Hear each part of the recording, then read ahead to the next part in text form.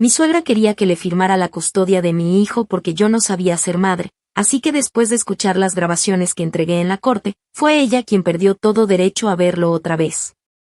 Desde el momento en que me convertí en madre, supe que no sería fácil. Pero nunca imaginé que el verdadero infierno no vendría de las noches sin dormir o de los pañales sucios, sino de alguien que, en teoría, debía apoyarme, la madre de mi ex. Mi suegra. Esa mujer que, durante años, jugó a ser dulce y generosa en público mientras en privado me hacía sentir como si cada cosa que yo hacía estuviera mal. Como si cada decisión que tomaba como madre fuera una prueba que estaba fallando estrepitosamente. Al principio creí que eran cosas mías, que estaba siendo demasiado sensible o que simplemente no sabía cómo lidiar con alguien con un carácter tan dominante. Pero con el tiempo entendí que no era mi imaginación. Era real, y era personal. Esa mujer tenía un objetivo, quitarme a mi hijo. Mi relación con el papá de mi hijo terminó antes de que el niño cumpliera los 2 años. Él fue uno de esos hombres que quiere ser padre hasta que entiende lo que realmente significa. Cuando estábamos juntos, apenas si se levantaba a darle un biberón y, cuando se fue, su excusa fue que necesitaba encontrarse a sí mismo.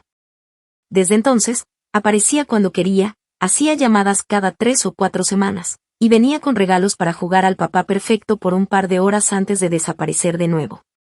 Pero su madre, en cambio, se mantuvo presente todo el tiempo.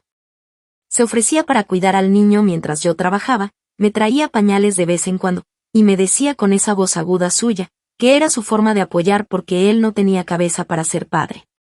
Eso decía. Pero lo que no decía es que cada vez que se quedaba con mi hijo, le preguntaba si yo le cocinaba, si tenía ropa limpia, si lloraba mucho en la casa, si yo salía o si algún hombre había dormido conmigo. Así lo descubrí después.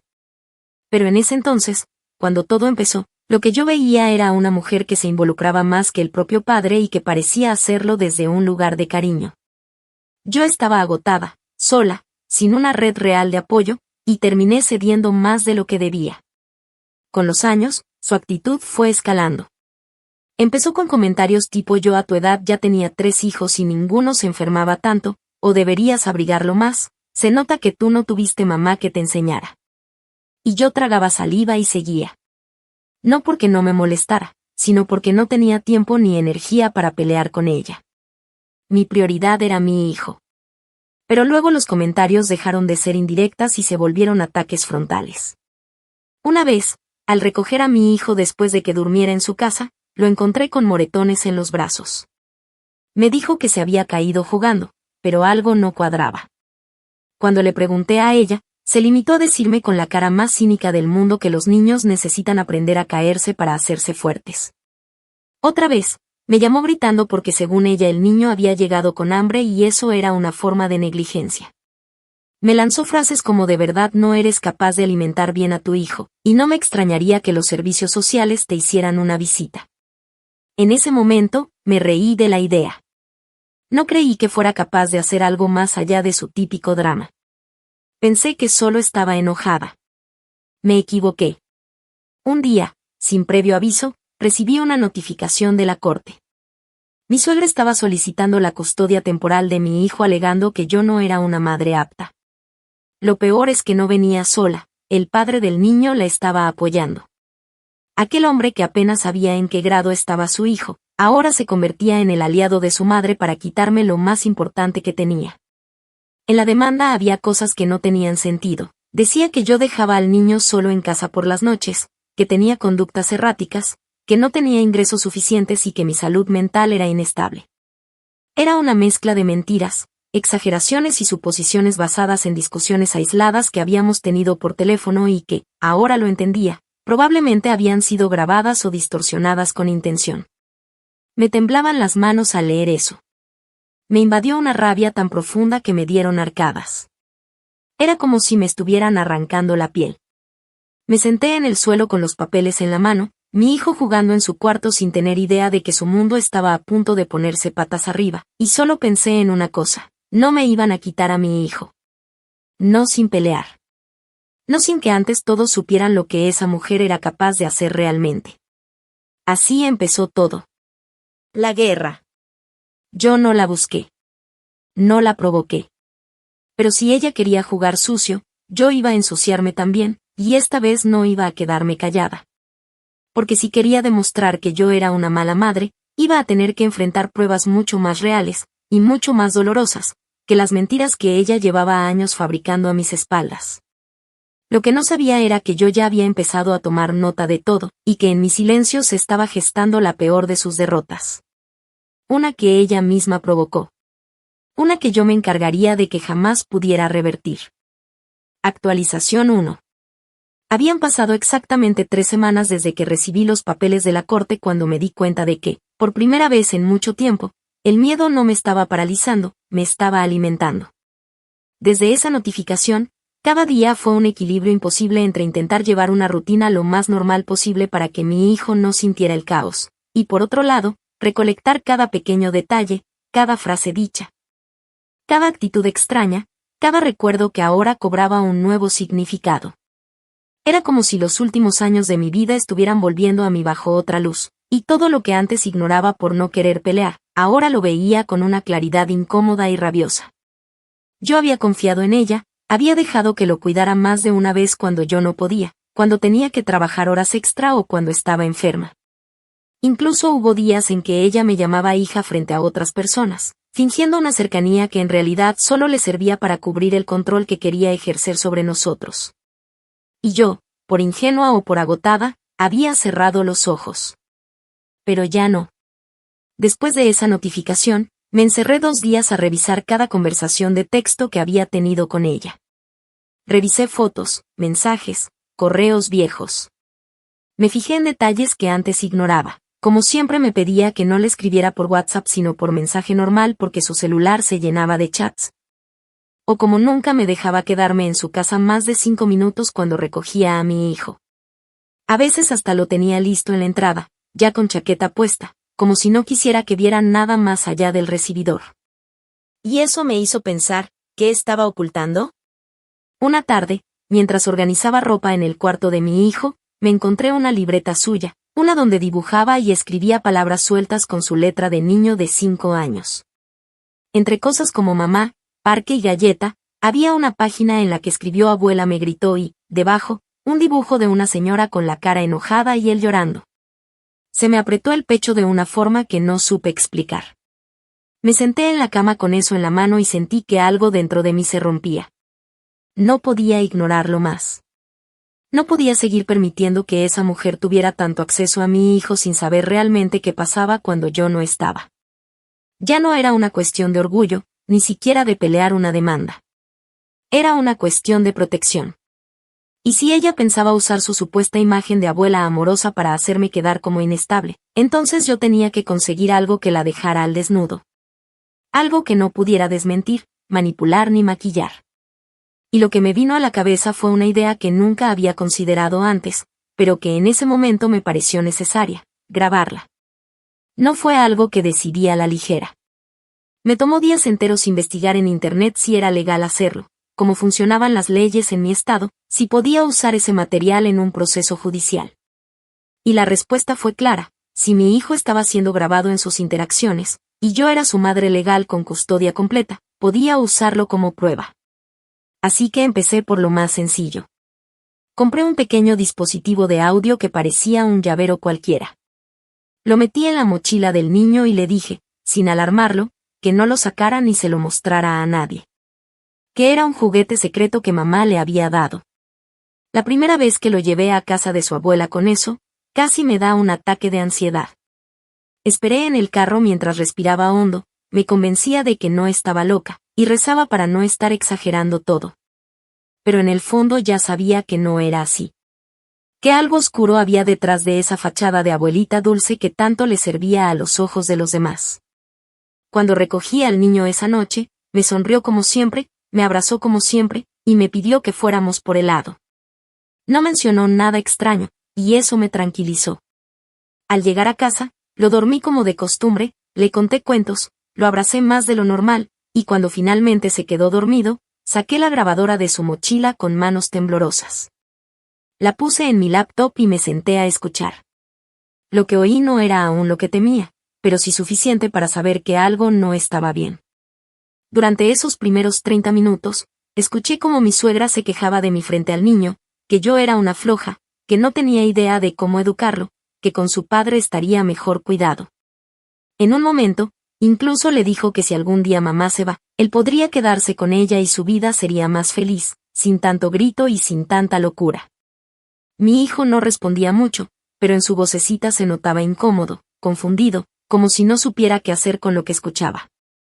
Cerré el archivo y no pude seguir oyendo. Me quedé en la cama con la pantalla enfrente, el cuarto en silencio y un nudo en la garganta que se sentía como un hierro caliente. Sabía que eso era apenas el comienzo, y que tendría que hacer esto muchas veces más si quería construir algo sólido. Pero también sabía, con absoluta certeza, que la imagen que ella había fabricado durante años estaba a punto de resquebrajarse. Porque esta vez, las pruebas hablarían por mí. En los días que siguieron, repetí el proceso varias veces. Grabadora en la mochila, voz neutra, sonrisa fingida al entregarle a mi hijo, y luego la espera. Cada día, cada archivo, se volvía más difícil de escuchar. Había momentos en que la oía burlarse directamente del niño cuando lloraba, otros en que se notaba que lo dejaba solo por lapsos largos mientras hablaba por teléfono o discutía con alguien en otra habitación. Una vez incluso se refirió a mí como la loca esa mientras hablaba con una amiga suya, diciendo que solo era cuestión de tiempo para que el juez le quitara la custodia y que ella ya estaba preparando el cuarto del niño para cuando finalmente pudiera traerlo a vivir con ella. Esa noche no dormí. Me quedé sentada escuchando la misma parte una y otra vez, grabando fechas, anotando los fragmentos clave, creando carpetas. Todo eso sin que ella supiera que cada palabra suya estaba quedando registrada, que cada insulto se estaba volviendo una piedra más en el muro que yo iba a construir para cerrarle el paso definitivamente.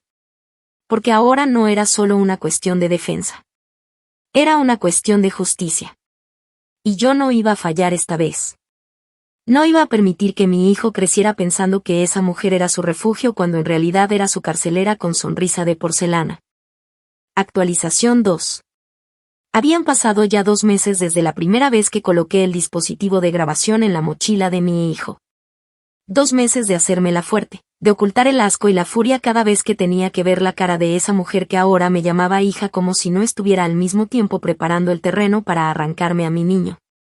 2 meses de escuchar cada noche horas de grabaciones donde ella iba desnudando su verdadera personalidad frente al único testigo que no podía defenderse, mi hijo. Y mientras más escuchaba, más entendía que esto no era un capricho de una mujer mayor aburrida de su vida, ni un intento mal llevado por ayudarme a criar bien. Era un ataque directo, sostenido y planeado para convencer a un juez de que yo era incapaz. Y no solo eso, estaba convencida de que podía salirse con la suya. En esas semanas acumulé más de 20 horas de audio. Mi computador estaba lleno de carpetas etiquetadas por fecha, y yo misma había transcrito lo más relevante en un cuaderno. Palabras textuales. Momentos específicos. Tonos de voz. Ruidos de fondo. Incluso llegué a reconocer patrones. Cada vez que ella se ponía nerviosa, empezaba a repetir ciertas frases como yo sí sé cómo se hacen las cosas o a mí nadie me va a decir cómo se cría a un niño. También descubrí que hablaba mucho por teléfono con su hermana, una mujer que yo apenas conocía pero que, por lo que oía, estaba al tanto de todo el plan. En una grabación en particular, mi suegra le dijo, y lo recuerdo casi palabra por palabra porque me quedé helada, ya hablé con un abogado, y como él es el papá, si me cede la custodia conmigo, esa loca se queda sin nada. A ella nadie la va a creer, si apenas puede pagar la renta. Esa fue la primera vez que me di cuenta que no era paranoia. Era estrategia. Iban en serio. Paralelamente, comencé a moverme en lo legal. Busqué asesoría gratuita en una clínica legal de mi ciudad y me explicaron que, aunque las demandas de custodia por parte de terceros son raras, no son imposibles. Y si esa tercera persona, en este caso, la suegra, lograba convencer al juez de que el entorno del niño era inestable o peligroso, el juez tenía la facultad de otorgar al menos una custodia compartida o una visita supervisada. Eso para mí era inaceptable. Nadie con 2 dedos de frente pondría a un niño bajo el cuidado de una mujer que le grita inútil porque no se come toda la sopa, o que lo amenaza con dejarlo encerrado en el baño si no deja de llorar como nena. Pero si esas cosas no se demostraban con pruebas claras, todo quedaba en mi palabra contra la de ella. Y mi palabra, en ese momento, ya había sido descalificada por todo lo que esa familia llevaba meses construyendo en mi contra. Así que le mostré las grabaciones al abogado. Al principio me pidió que no me hiciera muchas ilusiones. Me dijo que en muchos casos el juez ni siquiera se tomaba el tiempo de revisar audios completos. Pero después de escuchar un par de clips, me miró con otra cara. Me dijo que sí, que esto era distinto, que si podía probar la autenticidad y presentar el material dentro de los parámetros legales del Estado, tenía una oportunidad real de voltear toda la situación. Fue entonces cuando empezamos a preparar todo. Hicimos copias, transcripciones con tiempo y fecha, y hasta contraté un pequeño servicio técnico que me ayudó a limpiar el audio para que todo sonara más claro. Me gasté dinero que no tenía. Dejé de pagar cosas importantes solo para poder reunir las herramientas necesarias para que mi verdad no fuera solo una queja emocional, sino una denuncia fundada. Mientras tanto, en el frente familiar, mi suegra seguía fingiendo que todo era normal.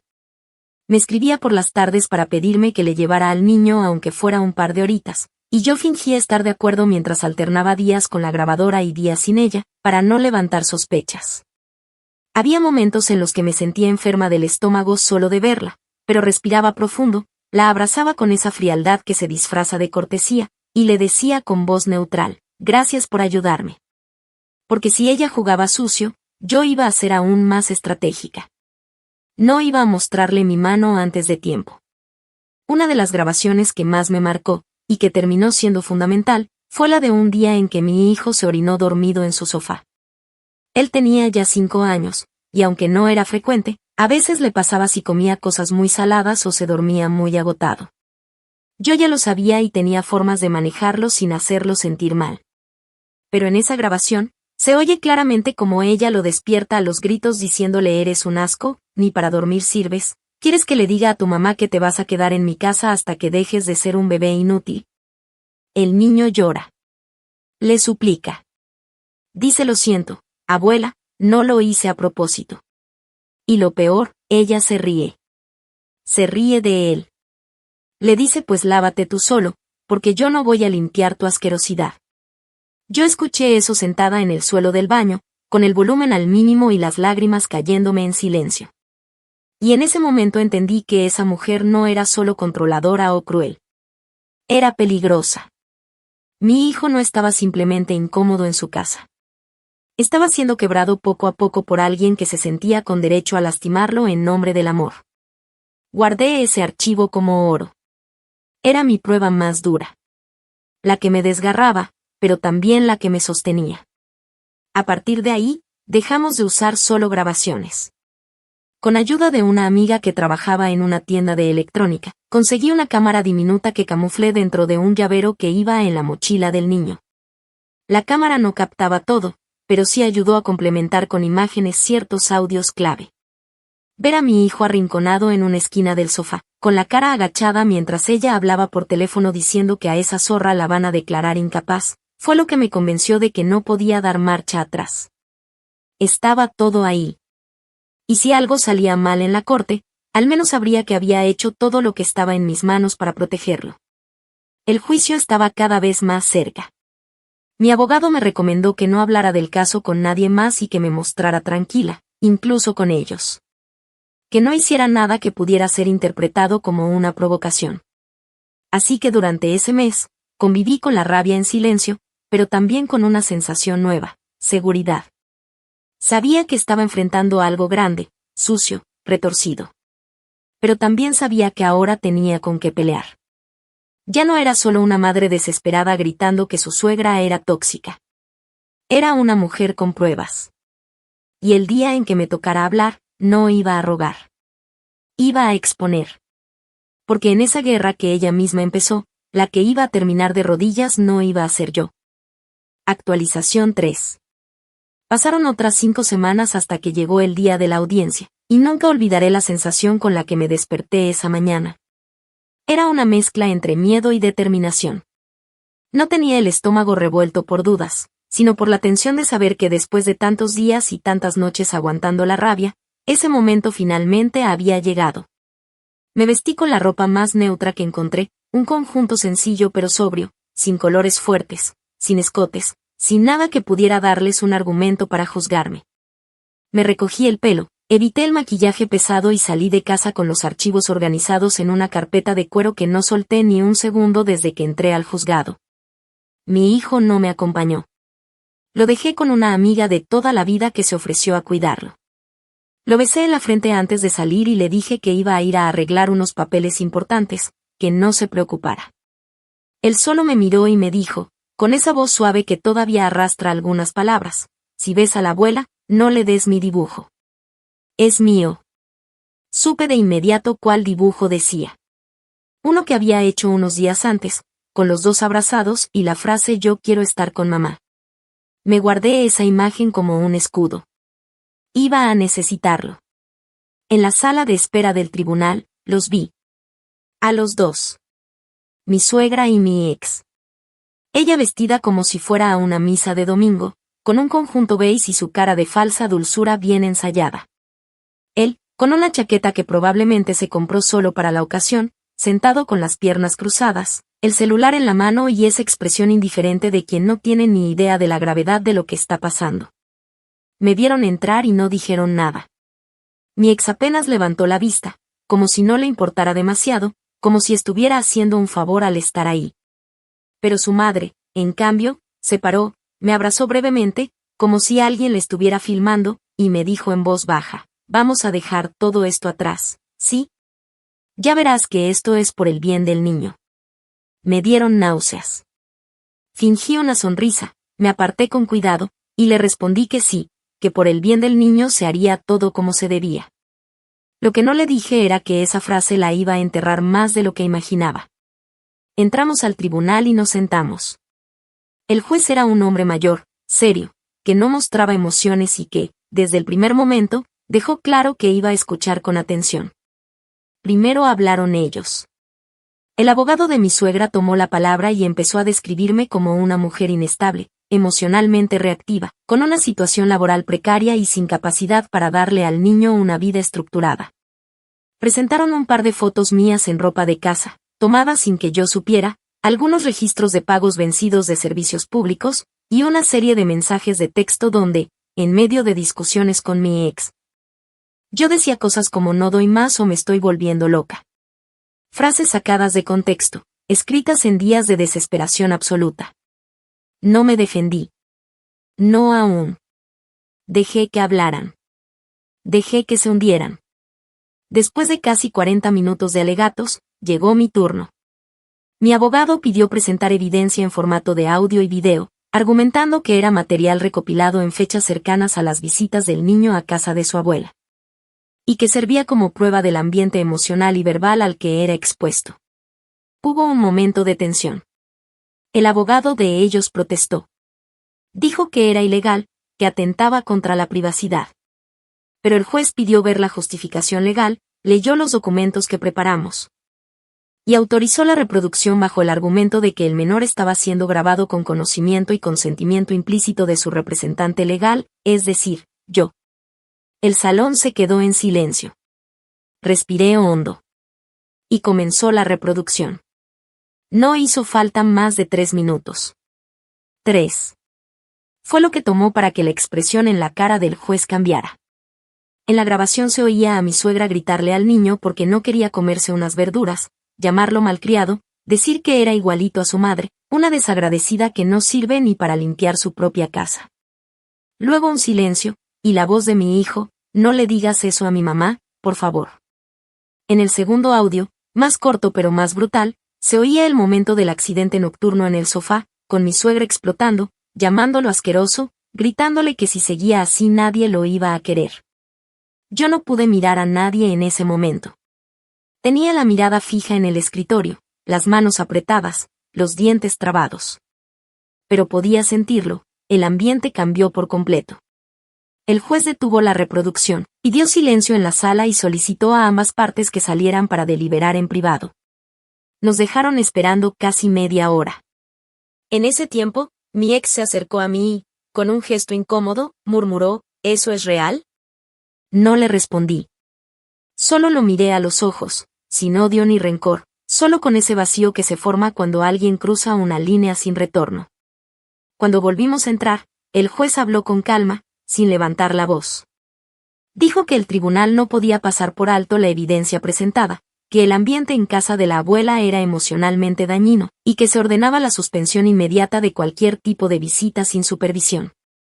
Además, declaró que la solicitud de custodia era infundada y que, en cambio, se abriría una investigación sobre la conducta de la abuela, para evaluar si debía permitirse o no que siguiera en contacto con el menor. No hubo aplausos. No hubo gritos. Solo el sonido seco del mazo golpeando la madera y el murmullo de la sala saliendo poco a poco por la puerta. Me quedé sentada unos segundos más. No por dramatismo, sino porque mis piernas no reaccionaban. Cuando logré ponerme de pie, vi a mi suegra con la mirada vacía, boquiabierta, sin saber qué hacer. Su abogado murmuraba algo al oído, seguramente diciéndole que no hablara más, que ya habían perdido suficiente. Y entonces, sin querer, nuestras miradas se cruzaron. Fue un segundo, pero bastó para que lo entendiera todo. Ella sabía. Sabía que ese día había perdido más que un caso. Había perdido el disfraz. Había perdido el control. Había perdido el acceso a esa criatura a la que tanto decía amar, pero a quien había dañado con una crueldad que ya no podía ocultarse detrás de abrazos fingidos ni regalos de cumpleaños. Salí del tribunal con la carpeta aún en las manos. Afuera me esperaba mi amiga con el niño. Me vio desde lejos, sonrió, y me dijo, ya lo sé por tu cara. Mi hijo me abrazó con fuerza. Me preguntó si todo estaba bien. Le dije que sí, que todo estaba bien ahora. No le di detalles. No le conté sobre los audios, ni sobre el juez, ni sobre los gritos. Porque no era necesario. Porque esa parte de la historia la había terminado yo, y él nunca más tendría que volver a escucharla. Ahora lo que venía era sanar. Pero no desde el miedo. Esta vez, desde la seguridad de saber que estábamos solos, pero juntos. Y eso era todo lo que necesitábamos. Actualización 4. Había pasado un mes y medio desde la audiencia cuando finalmente recibí la notificación oficial del tribunal. Era un sobre grueso, de esos que uno reconoce al instante aunque no traiga ningún logo, y que al abrirlo me temblaron las manos, no por miedo esta vez, sino por esa mezcla extraña de ansiedad y justicia que uno siente cuando algo tan profundamente injusto empieza, por fin, a equilibrarse. Dentro venía la resolución firmada por el juez, y entre las páginas que ya conocía, ahora se incluía una orden definitiva. A mi suegra se le revocaba cualquier tipo de derecho a visitas, sin importar la modalidad. Y se restringía cualquier contacto físico, telefónico o digital con mi hijo, de forma indefinida. Además, se dejaba abierto un expediente paralelo por presunto maltrato emocional, lo que significaba que, aunque no había condena penal, sí quedaba un antecedente activo que impediría que ella pudiera intentar ninguna acción legal similar a futuro sin pasar antes por una evaluación psicológica y una investigación previa. Cuando terminé de leerlo, no grité, no lloré, no sentí alivio inmediato. Solo me quedé sentada, en completo silencio, con los papeles extendidos sobre la mesa y las manos apoyadas en las piernas. Porque aunque en teoría todo se había resuelto, yo sabía que en la práctica lo más difícil apenas empezaba. Mi hijo, por ejemplo, tardó semanas en dejar de preguntar si volvería a ver a su abuela. No lo hacía con entusiasmo, ni con dolor. Lo hacía con esa confusión sutil que tienen los niños cuando una figura que antes era constante de pronto desaparece sin explicación. Me preguntaba cosas como, ¿ella se fue de viaje, o por qué no puede venir más? Y aunque intenté evitar mentiras, tampoco quise cargarlo con una verdad que no le correspondía cargar tan pequeño. Le decía que a veces, cuando las personas no saben tratar bien a los demás, es mejor tomarse un tiempo separados para aprender a ser más amables. Y él, en su forma tan simple y sabia de entender el mundo, me respondía cosas como, entonces ya no le grita a nadie, ¿verdad? Esas frases me mataban más que cualquier grito de ella. Me hacían darme cuenta del nivel de adaptación al dolor que mi hijo había construido sin que yo me diera cuenta. Y esa fue otra culpa más que me tragué en silencio. Porque no solo me dolía lo que él había vivido en su casa, sino que me costaba no preguntarme una y otra vez cuántas veces más lo había dejado con ella sin sospechar nada.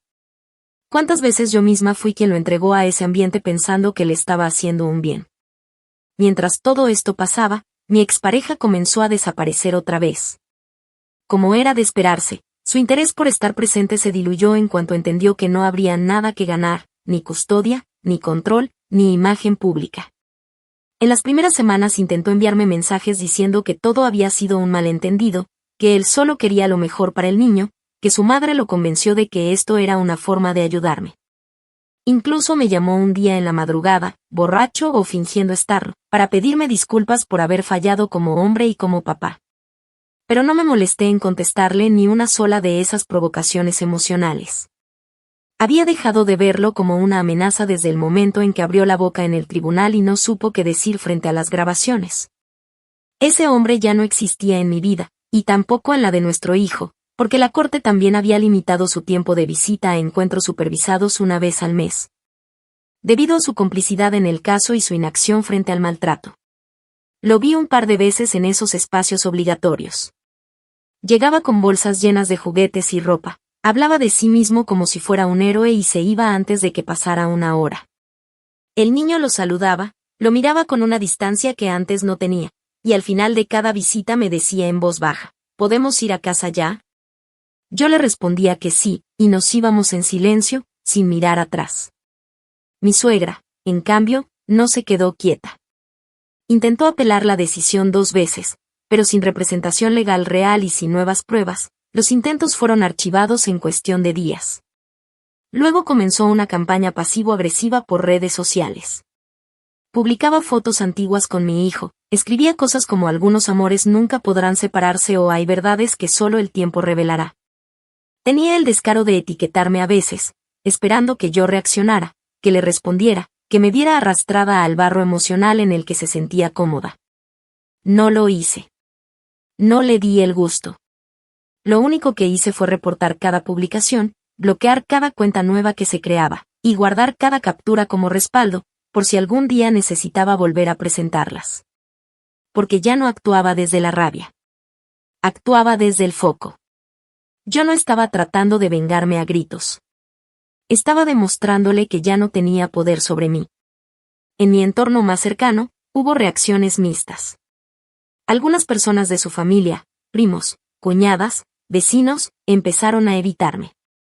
Me enteré que ella contaba una versión completamente diferente de lo ocurrido, donde yo era una madre amargada y vengativa que había manipulado todo porque le tenía envidia por la cercanía que tenía con el niño.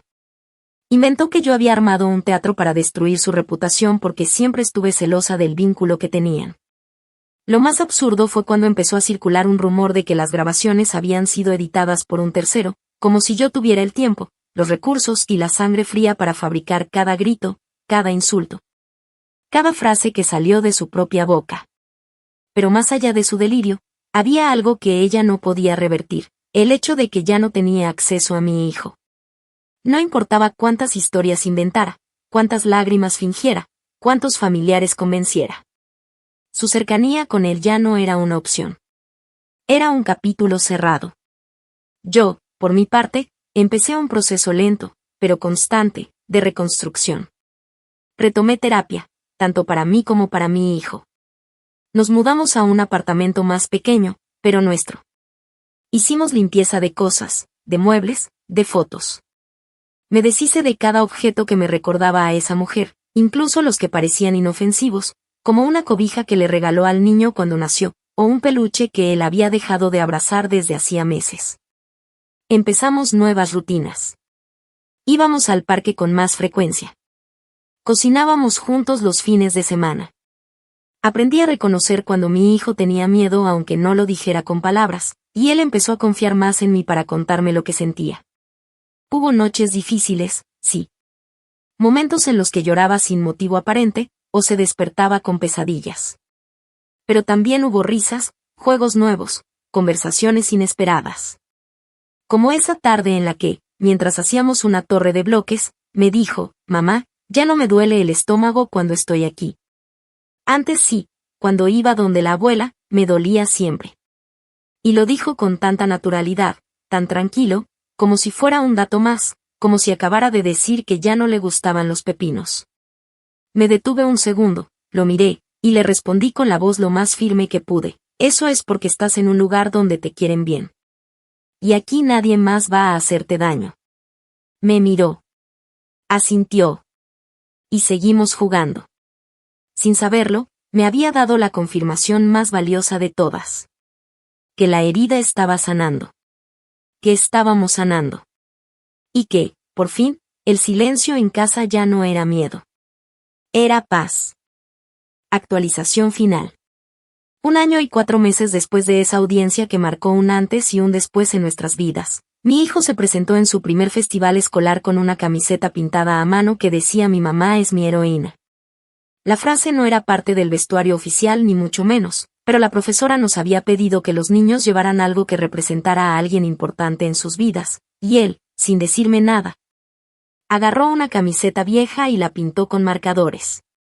Cuando se subió al escenario y lo vi ahí, con sus letras torcidas y su sonrisa de oreja a oreja, sentí que toda la mierda que habíamos pasado, todo el desgaste, todo el dolor acumulado en años de aguantar, se me disolvía en una sola emoción que no sabría cómo nombrar. No era orgullo solamente. Era una especie de revancha silenciosa, de confirmación íntima de que hice lo correcto, de que, aunque hubo días en que me sentí rota e incapaz, el tiempo me dio la razón. No me la dio el juez, no me la dio la ley, no me la dieron los que antes dudaron de mí. Me la dio él, con sus palabras, con su forma de mirarme sin miedo, con su abrazo largo después del acto y su voz suave diciéndome: ¿te gustó lo que escribí? Es verdad. Para ese entonces, mi vida ya había cambiado en muchos niveles. Conseguí un trabajo remoto que me permitía pasar más tiempo con él, y aunque no ganaba fortunas, vivíamos con dignidad. Había logrado ahorrar lo suficiente como para empezar un pequeño fondo educativo y una cuenta a mi nombre donde, cada mes, guardaba aunque fuera una cantidad simbólica. No lo hacía solo por él. Lo hacía por mí. Porque necesitaba volver a tener la sensación de control, de autonomía, de construir algo que nadie pudiera tocar, desarmar o robarme. Había días en los que me despertaba con el corazón acelerado, como si aún esperara que me llamaran de la corte, que me notificaran otra apelación, otra trampa. Pero con el tiempo, esos impulsos fueron desapareciendo. Me di cuenta de que no estaba siendo paranoica. Estaba sanando. Porque la gente suele hablar de sanación como si fuera un proceso limpio, ascendente, lleno de mantras y tazas de té. Pero en realidad es todo lo contrario. Sanar duele.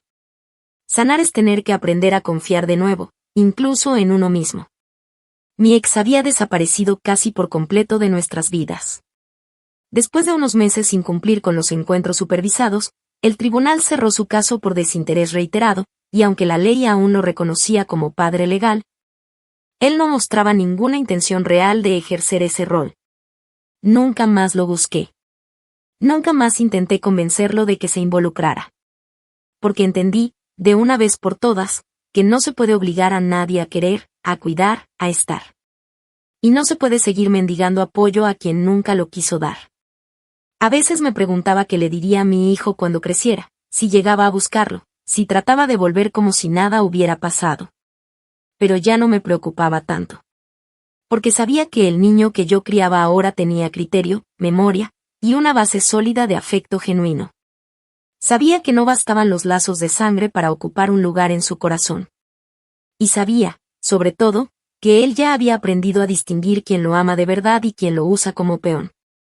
Mi suegra, en cambio, seguía dando coletazos de vez en cuando. Había intentado acercarse de formas tan absurdas que por momentos rozaban lo patético. En una ocasión, mandó una carta escrita a mano donde me pedía que, como mujer madura, recapacitara y le permitiera volver a ver al niño, que ya había aprendido la lección y que todos cometemos errores por amor. En otra, me envió una caja con regalos y una nota que decía: para el único ser que me da sentido en esta vida.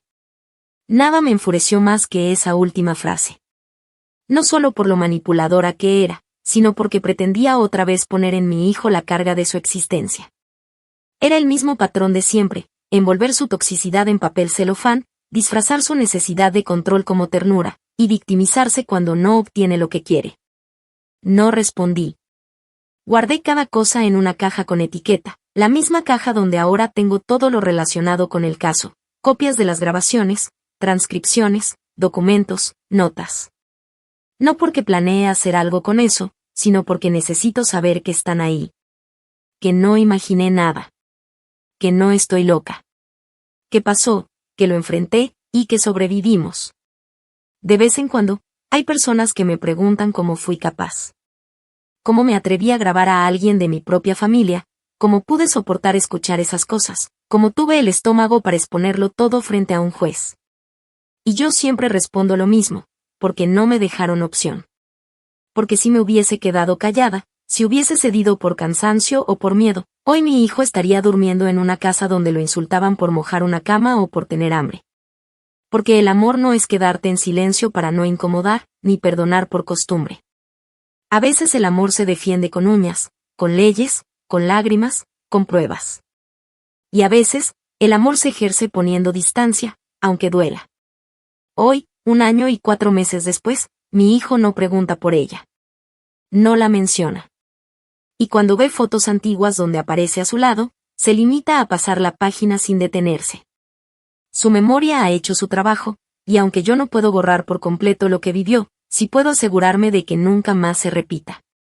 Y por eso, cuando veo a otras madres en los mismos foros donde antes escribía buscando ayuda, contando historias similares, con las mismas dudas que yo tuve, les respondo con todo lo que sé ahora.